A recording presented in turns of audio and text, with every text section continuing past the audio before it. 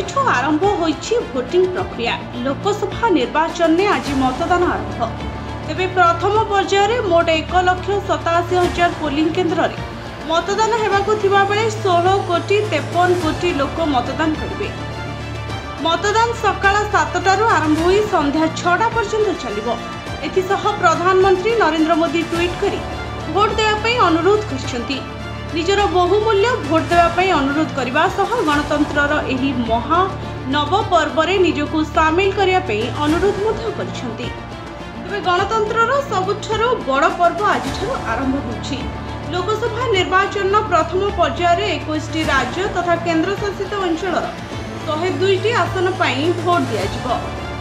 समस्त आसन गुड़िकर voter मानकु सेमानकर franchise व्यवहार करने एवं एक नूतन भोट रेकर्ड सृष्टि करने को अनुरोध करुछि।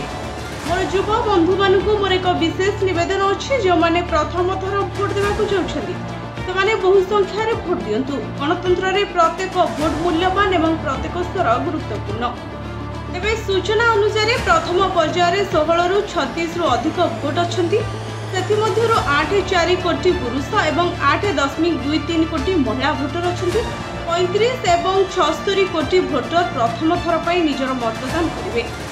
एथिपई 18 लाख पोलिंग कर्मचारी नियुक्त होइछन्ति। 102 लोकसभा आसन नै हेबाकु थिबा मतदान ने तमिलनाडुर सर्वाधिक 39 आसन रहछि। राजस्थान 12, यूपी 8, उत्तराखंड 5, बिहार 4, आसाम 4, मध्य प्रदेश 6, अरुणाचल प्रदेश 2 आसन भोट तेज सेहीपरि पश्चिम बंग 3, महाराष्ट्र 5 और छत्तीसगढ़, त्रिपुरा, जम्मू काश्मीर, अंडमान निकोबर, लाक्षाद्वीप और पुडुचेरी गोटे लेखा आसन भोट ग्रहण। प्रथम पर्यायर 8 केन्द्र मंत्री, 2 पूर्वतन मुख्यमंत्री और जड़े पूर्वतन राज्यपाल भाग्य निर्धारण हो। प्रमुख प्रार्थी मध्य रही केन्द्र मंत्री नितिन गडकरी, जितेंद्र सिंह, चिराग पासवान, नकुल नाथे, के अन्नामलाई, पूर्वतन तेलंगाना राज्यपाल तमिलसाई सुंदरराजन, कानी मोझी और जितिन प्रसाद प्रमुख रही। Report Bhojpuri news.